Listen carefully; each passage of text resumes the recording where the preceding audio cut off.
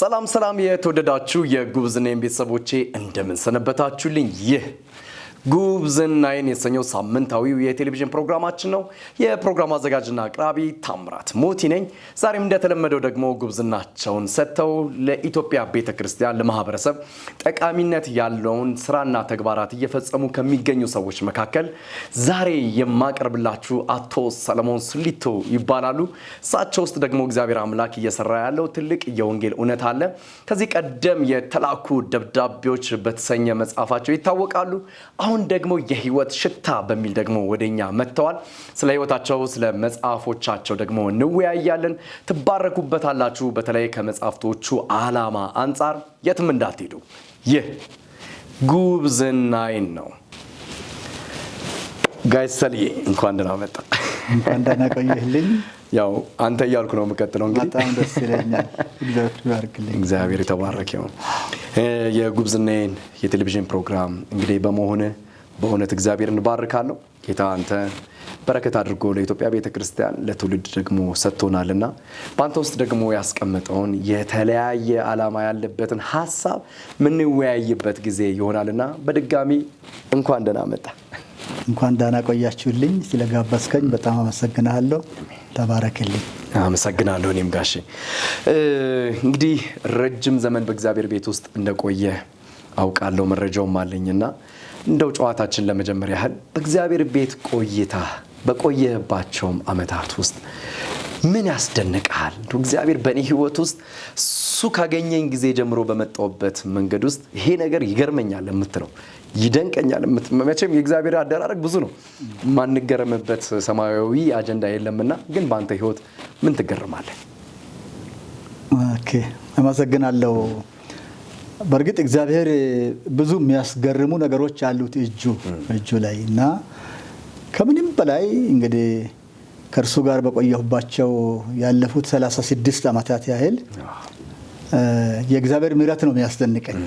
እንግዲህ ከዚህ በላይ የሚለው የለኝም። የእግዚአብሔር ምሕረትና ቸርነት ያስገርመኛል። ሰው በተለያየ ህይወት ውስጥ ያልፋል። እኔም እንደ ሰው እንደ አንድ ሰው እንደ አገልጋይም እንደ ቤተክርስቲያንም ሰው ብዙ ያለፍኩባቸው መንገዶች አሉ። በነዛ ሁሉ ጊዜ እግዚአብሔር ከኔ ጋራ ከቤተሰቤ ጋራ አብረውኝ ከሚያገለግሉ ጋራ ነበረ፣ ዛሬም አለ። ይሄ ነው የሚደንቀኝ። ይሄ ነው በጣም የሚደንቀኝ። እውነት ነው። የእግዚአብሔር ምሕረት አስገራሚም ነው አስደናቂም ነው። የመኖራችን ሚስጥርም ትርጉምም ያለው ምሕረቱ ላይ ስለሆነ እንግዲህ ጋሽ ሰሌ እንደሚታወቀው በአገልግሎት ረጅም ዘመን በእግዚአብሔር ቤት ቆይታ ቤተሰብንም ደግሞ በመምራት ከዛም ባሻገር 2 መጽሐፍቶችን ለኢትዮጵያ ቤተክርስቲያን ለቅዱሳን ማድረስም ችላልና እንደው ያንተ ኃላፊነት ብዙ ነው። አንደኛ አገልግሎት አለ፣ ቤተሰብ መምራት አለ፣ መጽሐፍ አለ። እግዚአብሔር ረድቶ ደግሞ የተለያዩ መንፈሳዊ ዘርፎች ላይ እግዚአብሔር ያስቀመጠ ደግሞ ኃላፊነቶች አሉና እነዚህ ነገሮች ሁሉ እንዴት ማኔጅ እያደረክ ነው ያለኸው? እነዚህ ነገሮች እንዴት አሳልጦ ማስኬድ ይቻላል? እግዚአብሔርን አመሰግናለሁ። መቼም ጊዜ የእግዚአብሔር ነው። ጊዜ የሚሰጥ እግዚአብሔር ነው። ጊዜ የሚያበቃቃ እግዚአብሔር ነው። እንደ ሰው እናስባለን። እንዳልከው የተለያዩ ኃላፊነቶች አሉ። ያው እኔ እንደውም ጌታ ሲያገኘኝ እንደ ፋስት ፉድ ወዲያው ነው አገልግሎት የጀመርኩኝ እና ጊዜው በጣም በቅቶኝ ነው። ቀደም ሲል በመንግስት መዋቅር ረጅም ዓመታት በኃላፊነቶች ይሰራ ነበረ። ያኔ በእርግጥ የጊዜ መጣበብ ይታይ ነበረ። ያም ሆኖ ቢሆን ቀን ጊዜ የተለያዩ አገልግሎቶች፣ የተለያዩ ጉዳዮች የመንግስትም የቤተክርስቲያንም የቤተሰብም ጉዳዮች ጊዜን ምናልባት በጥቂቱ የሚይዙ ነበሩ። ግን አሁን ደግሞ የመንግስትን ስራ ተርሚኔት ስላደረኩ ብዙ ጊዜ በቂ ነው ብዬ ነው ማስበው። ለቤተሰብም እንደገና ለቸርች አገልግሎትም ለግልም አሁን ለምጽፋቸው ነገሮች ጊዜው በቂ ነው። አብዛኛው ጊዜ ግን በጣም የሚጠቀመው የማታ ጊዜ ነው። ምሽቱ ነው፣ ሌሊቱ ማለት ሌሊቱን ነው። በጣም ቆይቼ አነባለሁ፣ ጸልያለሁ፣ እጽፋለሁ።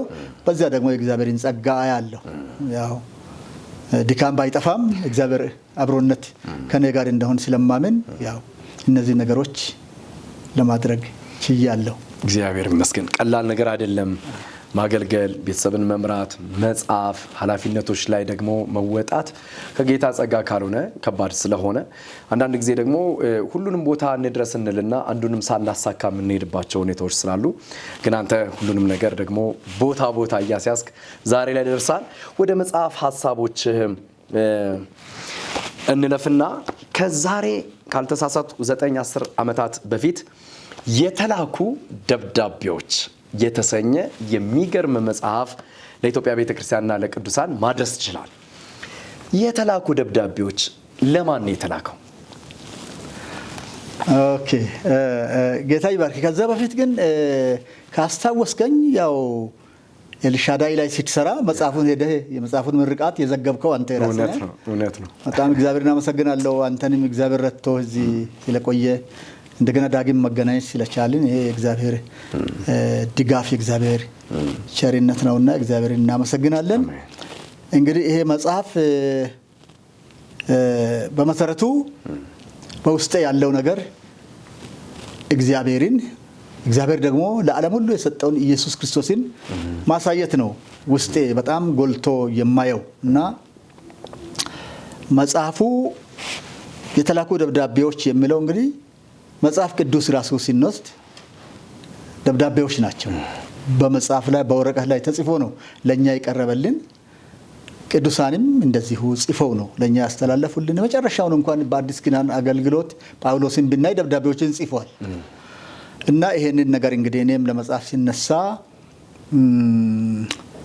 ለሰው ሁሉ ነው የጻፍኩት። መጽሐፉ ላይ እንደውም ለዓለም ሁሉ ይላል። መጽሐፉ ለዓለም ሁሉ ነው የሚለው። ዓለም ምንም ማለት አይደለችም። እንግዲህ ዓለም ለፍጥረታዊ ሰዎች ሁሉ የተሰጠ ሜታፎር ነው ወይም ተለዋጭ ስም ነው። እንግዲህ ደብዳቤ ወይም በመጽሐፍ ቅዱስም በሌላም መንገድ ከእግዚአብሔር ዘንድ የተላኩ ደብዳቤዎች ለወፎች፣ ለዛፎች አይደለም፣ ለሰው ሁሉ ነው። ለሰው ሁሉ ስለሆነ እኔም እንግዲህ ቤተክርስቲያን ስላሉም ለሌሉም ጌታ ኢየሱስን ላወቁም ላላወቁም ሰዎች በተለይ ቤተክርስቲያን ውስጥ ጌታን ተቀብለው ድነው ነገር ግን እግዚአብሔር እንደሚገባ ባለማወቅ በተለያየ የህይወት ዘይቤ የሚኖሩ ሰዎችን አድሬስ ለማድረግ የጻፍኩት ነው። ያው እሱም ቢሆን ለበጎ ዓላማ ለወንጌል ስራ ነው በጊዜው የዋለው የሰጠሁት እግዚአብሔር በውስጥ ያስቀመጠው እንደዛ ስለነበረ ነው። የሚገርም ነው። እንግዲህ የመጀመሪያው መጽሐፍ ለመልካም ነገር ለዛውም ለወንጌል እንቅስቃሴ ለወንጌል ስራ ይሆን ዘንድ የተሰጠ መጽሐፍ ነው።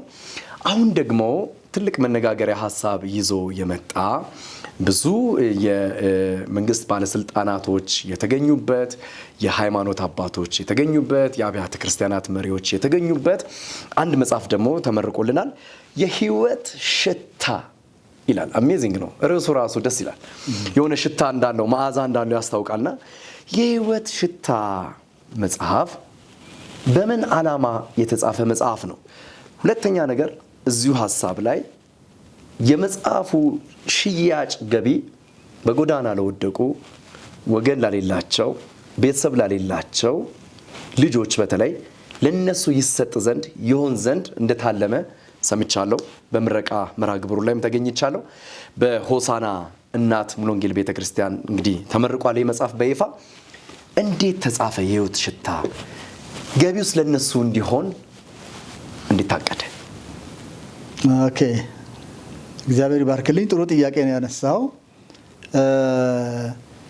ይሄ መጽሐፍ እንግዲህ ለመጽሐፍ ሲነሳ በእግዚአብሔር መንፈስ ምሪት ነው። እግዚአብሔር እንዳደርገው የሚፈልገውን ነገር ለማድረግ ነው ጥረት ያደረኩኝ። ምንድነው ከዓላማ አንፃር ይሄ መጽሐፍ በሶስት ዋና እንዳጠቃላይ ጌታን ተቀብለው በዳኑም ባልዳኑም ሰዎች ቁሳዊ፣ መንፈሳዊ፣ ሃይማኖታዊ፣ ስነ ልቦናዊ ማንነታቸው ላይ ያተኩራል እንዳጠቃላይ ማለት ነው። ነገር ግን ፓርቲኩላርሊ ሶስት ዋና ዓላማዎች ላይ ያተኩራል። አንደኛው ዓላማ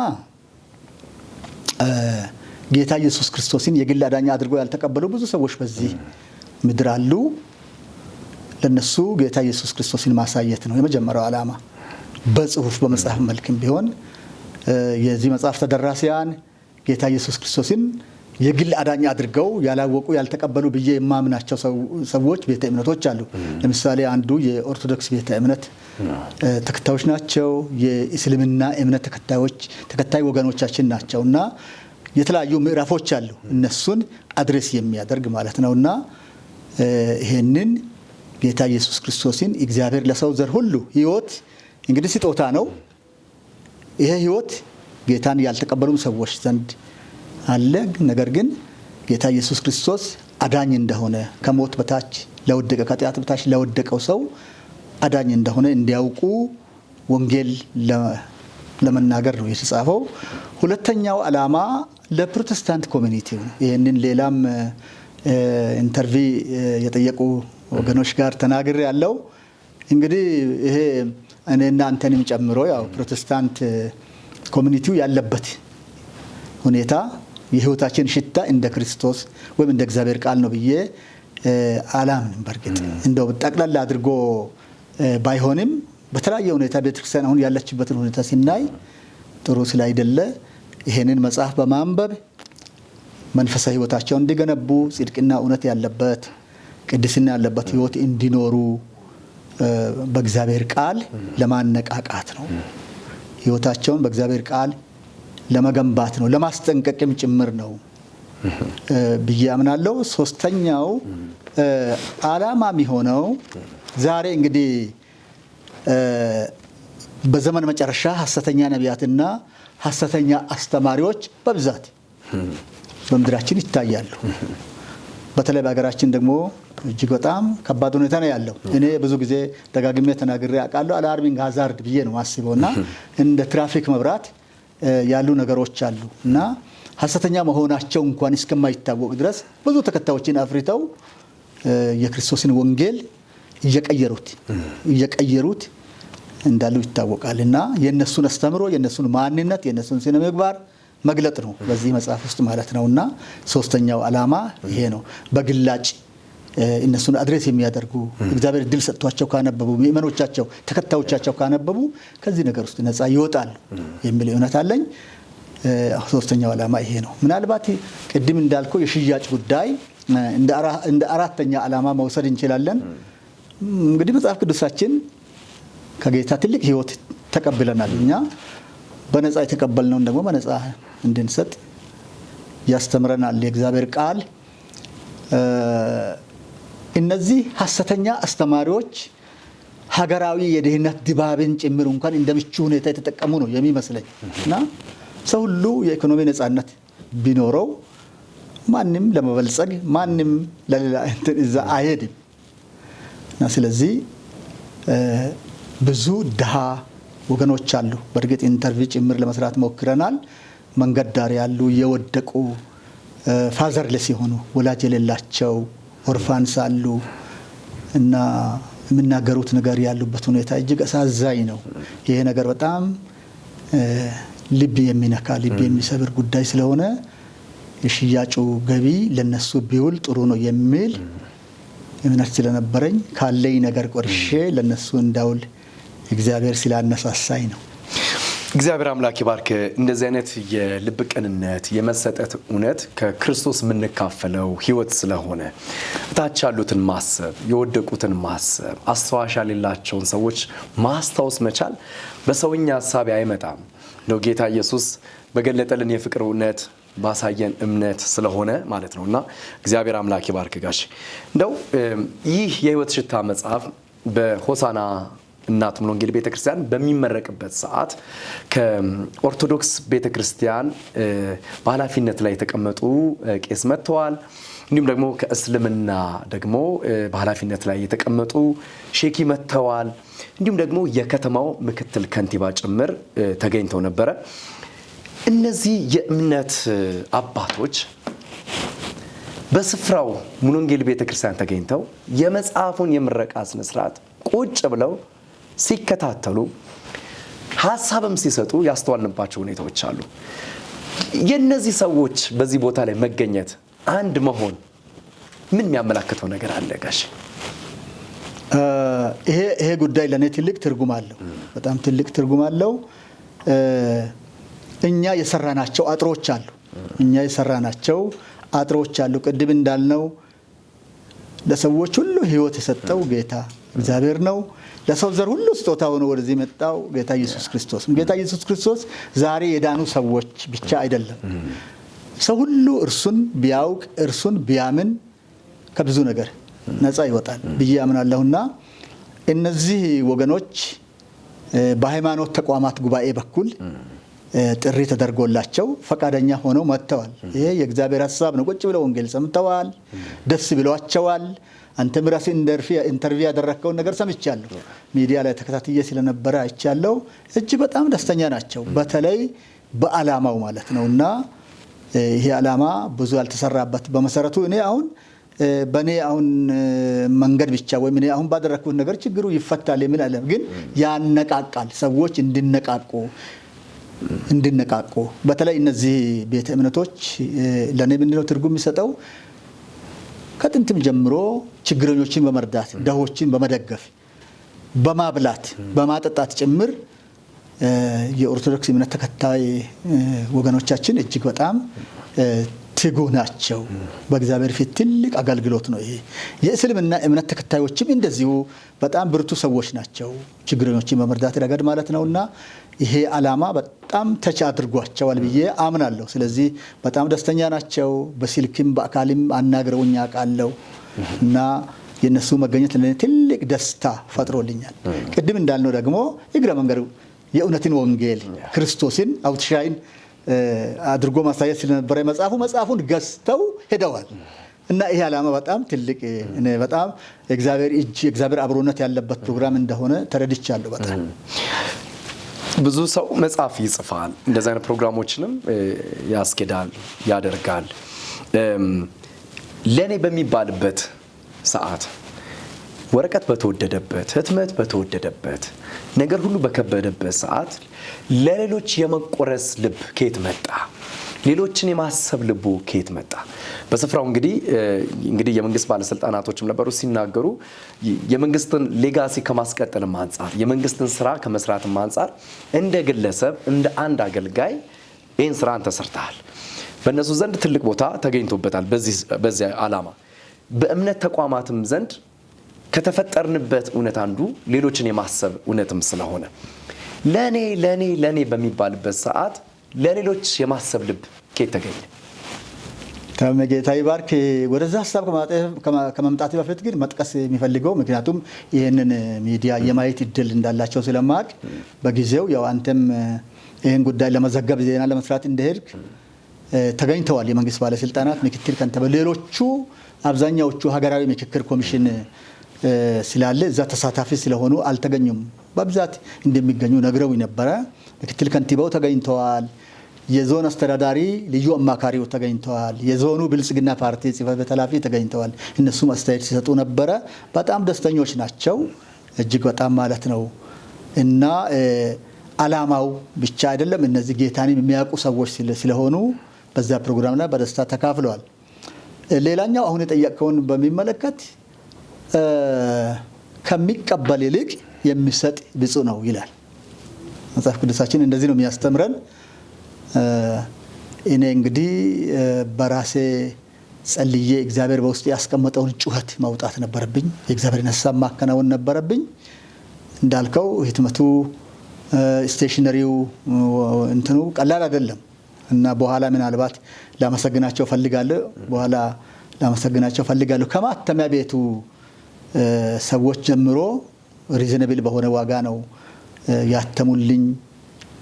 እኔ ደግሞ በልቤ የኔ ልጆች አሉ፣ የልጆችን ልጆች አይተሃል፣ በልተው ጠግበው ይውላሉ ያድራሉ። እነዚህ መንገድ ዳር ያሉ ልጆች ግን እጅግ በጣም የሚያሳዝን ሁኔታ ውስጥ ስላሉ በዛ ሆሳና ከተማ ብቻ አይደለም በሌሎችም ከተሞች ይሄ ጉዳይ ስላለ እኔ እንግዲህ እግዚአብሔር እንደረዳኝ እግዚአብሔር አድርግ ያለኝን ነው ያደረኩት። ይሄ ለሌሎችም ለወጣት ጸሐፊዎችም ካሁን በፊት እየጻፉ ላሉም ወገኖቻችን ከራሳቸው ጉዳይ ባለፈ ነገር ግን ማህበረሰቡን ልጆችን እንዲያስቡ ምክንያት መሆን ከቻልኩ በሚል ልብ ነው እንግዲህ ይህንን ለማድረግ የሞከርኩት። ሁለት ያልተለመዱ ነገሮችን አይቻለሁኝ። የመጀመሪያው በመጽሐፉ ባክ ላይ የመጽሐፉ ጀርባ ላይ አስተያየት ሲሰጥ ከሀሳቡ ከመጽሐፉ ዓላማ አንጻር ሊሄዱ የሚችሉ አካላቶች ይጠራሉ። ወይም በቢሮ ኃላፊነት፣ በሀገር ኃላፊነት፣ በተለያየ ቦታ ላይ የተቀመጡ ሰዎች አስተያየት እንዲሰጡ እድል ይሰጣቸዋል። ወይም ደግሞ የአርትዖት ስራ የሚሰሩ ወይም ታላላቅ ጸሐፊዎች ስም ያላቸውን ሰዎች ፈልገን ነው ሀሳብ የምናሰጠው። በዚህ የህይወት ሽታ መጽሐፍ ጀርባ ላይ ግን አስተያየት የሰጡት ልጆችዎትና እንደገና ደግሞ የልጅ ልጅ የሚገርም እኮ ነው። እንደገና የልጅ ባሎች ናቸውና ይሄ የመጀመሪያው እንደውም በኢትዮጵያ የመጽሐፍ ታሪክ የመጀመሪያ የሚያስብልም ይመስለኛል። ሁለተኛ በኢናጉሬሽን ወይም በምርቃቱ ስነ ስርዓት ላይ የሪቫን አቆራረጥ ስነ ስርዓት ላይ ከአባቶች ጋራ ሪቫን እንዲቆርጡ የተደረጉት የልጅ ልጆች ናቸው። ይሄ የመጀመሪያው ነው ብዬ አስባለሁ። እንዴት እዚህ ላይ ልጆችና የልጆች ባሎች እንዲጽፉ አደረግ? ሁለተኛ ደግሞ ሪቫኑ ላይ የልጅ ልጆች ሪቫን እንዲቆርጡ ለምን አደረግ? እና ጌታ ይባርክ። እንግዲህ ያላሰብኩት ነገር ነው የጠየቀኝ። ለማንኛውም እኔ ይሄን መጽሐፍ ስጽፍ ቅድም እንዳልኩ ከዓላማም አንፃር ከይዘቱም አንፃር ለእውቅና ወይም ለሌላ ነገር አይደለም። እርግጥ ነው ይሄ ፕሮሞሽናል ስቴትመንት ብለርብ የሚባለው ከበስተጀርባ መጽሐፍ የሚያነቡ የሚጽፉ ሰዎች ናቸው አስተያየት እንዲሰጡ የሚፈለገው። በእርግጥ መጽሐፉ ምን ይዘዋል የሚለውን ሰዎች ማንበብ እንዲችሉ ለማደፋፈር ነው። እሱ ጥሩ ነገር ነው። እኔ ጋር ደግሞ ይሄንን ባይተኩ እንኳን ትልቅ ኢሞሽን አላቸው ለኔ እንደ አባት እንደ አያት ያላቸውን ኢሞሽን እንዲገልጹ። ምክንያቱም ክርስቲያኖች ስለሆኑ በጌታ ስላሳደግኳቸው ጌታን ስለሚያመልኩ እግዚአብሔርን ስለሚወዱ እንደምጽፍ ደግሞ ያው እነሱ ባሉበት ነው የምጽፈው እና ያንን ሁሉ ስለሚያውቁ የነሱን ኢሞሽን ቢገልጹ ትልቅ ነገር ነው፣ ደስ ይላቸዋል የሚል እምነት አለኝ። ለሌሎችም ደግሞ ጥሩ ትምህርት ይሆናል። እንግዲህ አገልግሎት ከቤት ነው ከቤተሰብ ነው የሚጀምረውና የውጭ እውቅና ቀጥሎ የሚመጣ ነገር ነው የሚል ሀሳብ አለኝ። እንግዲህ የልጅ ልጆችም አክቹአሊ ያው ወደ 8 ያህል የልጅ ልጆች አሉኝ። እነሱ አይታቸዋል ሪቫን ሲቆርጡ እና በጣም ደስ ብሏቸዋል። ትልቁ ሀሳቤ ደግሞ እዛ እንዲቆርጡ የፈለኩበት ምክንያት አእምሯቸው ውስጥ ይሄ የወንጌል ስራ ይሄ የቻሪቲ ድሆችን የማገዝ ትልቅ መታሰቢያ ሜሞሪው እንዲኖራቸው ያ አስተሳሰብ በአእምሯቸው እየተቀረጸ እንዲያድጉም ጭምር ስለሚፈልግ በልጅነት አእምሮ ውስጥ የሚቀመጥ ነገር የትም አይጠፋም እና ያንን ነገር በማሰብ ነው እንግዲህ እነሱንም ለማስደሰት ጭምር ነው ያደረኩት። እግዚአብሔር አምላክ ይባርክ ጋሼ። በጣም የሚያስደንቅ ለሌላው ምሳሌነት ያለው መንገድ ነው ብዬ አስባለሁ። ነገር የሚጀምረው ከቤት ስለሆነ ከራስ ስለሆነ በቀጣይ ከጋሽ ሰለሞን ስሊቶ ምን እንጠብቅ? ከዚህ ቀደም በተላኩ ደብዳቤዎች፣ አሁን ደግሞ በህይወት ሽታ መጽሐፍ፣ ቀጥሎስ በምን የኢትዮጵያ ቤተክርስቲያን ቅዱሳን ትውልዱ አንተን ይጠብቅ? ከጌታ ይባርክ። እንግዲህ ጊዜ የእግዚአብሔር ነው። እድሜን ጤናን የሚሰጥ እግዚአብሔር ነው። ያው ታስታውሳለህ የተላኩ ደብዳቤዎች 9 ዓመት አካባቢ ሆነዋል። አክቹአሊ 10 ዓመት 9 ዓመት አካባቢ ሆነዋል። ይሄን መጽሐፍ ከጻፍኩ በኋላ ትንሽ የጤንነት ጉድለት ገጥሞኝ ነበርና ያ ነው እንግዲህ ትንሽ ዲሊያንሱን የፈጠረው።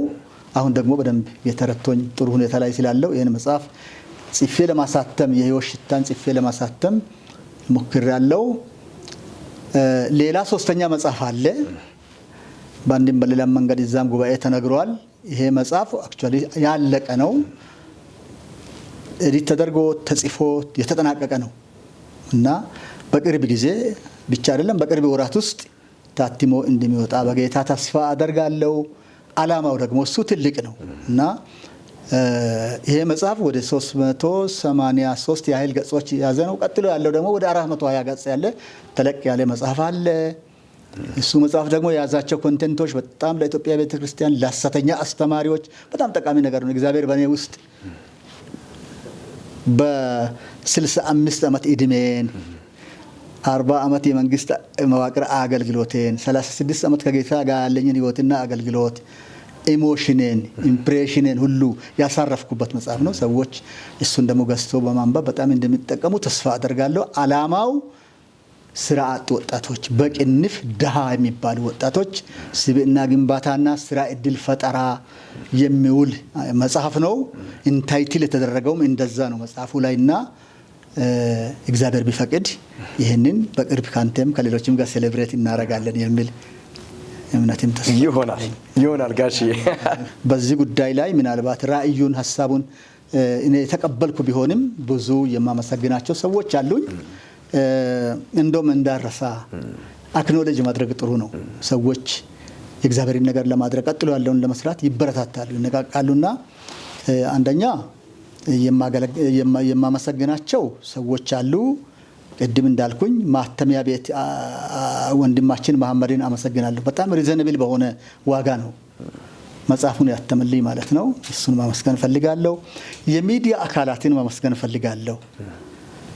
ጂኤምኤም ቴሌቪዥንን ጨምሮ አንተንም ጭምር ጨምሮ በጣም ማመስገን ፈልጋለሁ። ማስታወቂያ በመስራት ዜናውን በመዘገብ ትልቅ ድርሻ እንደነበራቸው ኢቫንጀሊካል ቲቪን በጣም ማመስገን ፈልጋለሁ። የኮሚኒኬሽን ዘርፍ ኃላፊውንም ጋዜጠኞቹንም ማለት ነው። እነሱም ፕሮሞሽኑን በመስራት ትልቅ ሚና ነበራቸው። ሌላ የሀዲያ ቲቪ በጣም ማመስገን ፈልጋለሁ እና ያው ያን ቀን አይተሃል፣ መጥተው ፕሮግራሙን ሙሉ ለሙሉ ሰርተዋል። እንደገና ዜናውን ፕሮሞሽኑን በጣም ሰርተውታልና ያንን የቴሌቪዥን ጣቢያ ስራ አስኪያጁንም ጋዜጠኞችንም በጣም ማመስገን ፈልጋለሁ። ሌላኛው አርቲስት ጥላሁን ጉግሳን በጣም ማመስገን ፈልጋለሁ። ያለምንም ክፍያ ፐርሰናሊ ቲቪው እንኳን የለንም፣ ደውዬ ነው ነገርኩት። ማስታወቂያዎቹን ሽፋን በብዛት እሱ በሰራው ነውና እና እግዚአብሔር ይባርከው ማለት ፈልጋለሁ። የጌታ በመሆኑ ነው፣ አላማውን በደንብ ስለተቀበለ ነው። እንግዲህ ዛሬ ሰዎች ያው ራሳቸውን ጊዜያቸውን ሰውቶ ገንዘብ ይፈልጋሉ። እሱ ግን አልፈለገም፣ እንዲሁ የሰራልኝ እሱን ማመስገን ፈልጋለሁ። ባርኮት ሾው የሚባል እዛ ሆሳዕና ላይ አንድ መንፈሳዊ ስራ የሚሰራ ሚዲያ አለ። ባለቤቱንም አገልጋዮቹንም በጣም ማመስገን ፈልጋለሁ። የሆሳዕና ከተማ ወንጌላውያን አብያተ ክርስቲያናት ህብረት ትልቅ ሚና ነበራቸው። የሆሳዕና ከተማ ወንጌል አማኞች አብያተ ክርስቲያናት ካውንስል ትልቅ ሚና ነበራቸው። በዚህ ስራ ላይ እግዚአብሔር ይባርካቸው ማለት ፈልጋለሁ። ቅድም ያነሳናቸው የሃይማኖት ተቋማት ጉባኤ እኔ ትልቅ አድናቆት አለኝ ለኦርቶዶክስ ቤተ እምነት አማኞችም አገልጋዮችም ለሙስሊምም እንደዚሁ ማለት ነው። ይሄን አጥር ሰብረው ነው የመጡት። አጥሩን ሰብረው ነው የመጡት እና እጅግ ይገረማለሁ። በጣም እነሱን በጣም ማመስገን ፈልጋለሁ። መጽሐፌን ወስደው ለማንበብ እድል በማግኘታቸው እግዚአብሔር የሰራው ነው ብዬ ነው የማምነው። ሌላኛው እንግዲህ የብርሃን ባንክን በጣም ማመስገን ፈልጋለሁ። አሜዚንግ ነው እና እግዚአብሔር ነው የጠራቸውና እንደ አጋጣሚ ነው የተገኙት። የብርሃን ባንክ ማኔጂንግ ስታፍ ከምክትል ፕሬዝዳንቱ ጀምሮ ነበሩ። ይሄን ቢጠቅስ ደስ ይለኛል። ከ200 መጽሐፍ በላይ ዋጋውን ስፖንሰር ያደረጉት እኔ ለኔ ያስደንቆኛል። እንግዲህ እግዚአብሔር የነበረበት ስራ ነው ብዬ ስለማስብ ብርሃን ባንክን እና ማኔጂንግ ስታፉን ጭምር በጣም ማመስገን ፈልጋለሁ። የቤተክርስቲያኔን መሪዎችና አገልጋዮች ማመስገን ፈልጋለሁ። በጣም በቅንነት ከኔ ጋራ በእርግጥ እዛ ቤተክርስቲያን ውስጥ በጊዜው አሁን የቤተክርስቲያን መሪዎች ጉባኤ ሰብሳቢ ነኝ። ነገር ግን በጣም በትልቅ ሁኔታ ወጣቶች ሰርተዋል። እነሱን ሁሉ ማመስገን በጣም ይፈልጋለሁ። ሌሎች የቤተ እምነት መሪዎች የመሰረተ ክርስቶስ የቃለ ሕይወት ድርሻውን ያላበረከተ የለም እና መጽሐፉን በመግዛት በማሰራጨት ብዙ ነገር አድርገዋል። በመጽሐፍ አደረጃጀትና አወቃቀሪም ላይ ድርሻ የነበራቸው አሉ። ለምሳሌ ፓስተር ደረጀ ግርማ ጌታ ይባርከው፣ ፓስተር መስፍን ሙሉጌታ አስተዋጽኦ አድርገዋል። አንዳንድ ሀሳቦችን ሰጥተዋል። በጣም ጠቅሞኛል የነሱ ሀሳብ ማለት ነው። እግዚአብሔርን አመሰግናለሁ። ሌላው እንግዲህ መጽሐፉን በጣም ገንዘብ ለሌላቸው አፎርዴብል እንዲሆን በሚል 300 ብር ነው ዋጋ የተጻፈው ከበስተጀርባ። ነገር ግን አይታል እንግዲህ በ20 ሺህ በ30 ሺህ በ40 ሺህ በ10 ሺህ ነው መጽሐፉን ይገዙ የነበሩት ሰዎች እና በጣም ይሄ አስደንቆኛልና ይሄንን ላደረጉ በእግዚአብሔር ስራ ላይ ለተሳተፉ ወገኖቼ በሙሉ ምስጋናዬን ማቅረብ ይፈልጋለሁ። እንግዲህ የሀዲያ ዞን ማለት የሆሳዕና ከተማ አስተዳደር ምክትል ከንቲባውንም ቅድም አንስቻለሁ። የዞኑ አስተዳደር ልዩ አማካሪውንም የብልጽግና ጽሕፈት ቤት የዞኑን ማለት ነው ኃላፊውንም ጭምር በጣም ማመስገን ይፈልጋለሁ። እግዚአብሔር አብዝቶ ይባርክልኝ። አሜን አሜን። እንግዲህ የቀረ ያለ አይመስለኝም። እንግዲህ የምእመናን ቁጥር ካልሆነ መስጠት በእውነት እኔም በጣም ደስተኛ ነኝ። የተላኩ ደብዳቤዎች እንዲሁም ደግሞ የህይወት ሽታ መጽሐፍ ጸሐፊ የሆነውን አቶ ሰለሞን ስሊቶ እግዚአብሔር አምላክ ዘላለምን ይባርክ። ህልምህን፣ ራእይን፣ ትውልድህን፣ አገልግሎትን፣ ቀሪ ዘመንን ሁሉ እግዚአብሔር እንዲባርክ ምኞቴ ነው። በአንተ ውስጥ እግዚአብሔር ስላስቀመጠውም ጸጋ ክብር ሁሉ ለጌታ ይሁን። የተወደዳችሁ የጉብዝናዬም ቤተሰቦቼ እንግዲህ እጅግ ከተወደደው ከተባረከው እግዚአብሔር አምላክ በረከትም ስጦታ አድርጎ ከሰጠን ከጋይ ሰለሞን ስሊቶ ጋር ሳድርግ የነበረውን ቆይታ በዚህ ነው ማጠናቀቀው። በነገራችን ላይ የህይወት ሽታ የተሰኘው መጽሐፍ በሆሳዕና እናት ሙሉ ወንጌል ቤተክርስቲያን ይመረቅ እንጂ ደግሞ በቅርቡ በአዲስ አበባ እንደሚመረቅ መረጃው አለኝ ማለት ነው። ስለዚህ ይህን መጽሐፍ ማግኘት የምትፈልጉ ሰዎች ካላችሁ ከስክሪኑ በታች የጋሽ ሰለሞንን ስልክ ቁጥር ስለማስቀምጥላችሁ ኮንታክት በማድረግ መጽሐፉን እንድታገኙ ዓላማውን እንድትደግፉ ውስጡ ያለውን ደግሞ እውቀት እውነት ደግሞ እንድትይዙ ይሁን ማለት እፈልጋለሁ። የዛሬውን ፕሮግራሜን በዚህ አጠናቀቅ ያለው የፕሮግራም አዘጋጅና አቅራቢ ታምራት ሞቲ ነኝ። ሳምንቱ የተባረከ ይሁንላችሁ። ይህ ጉብዝናዬ ነው።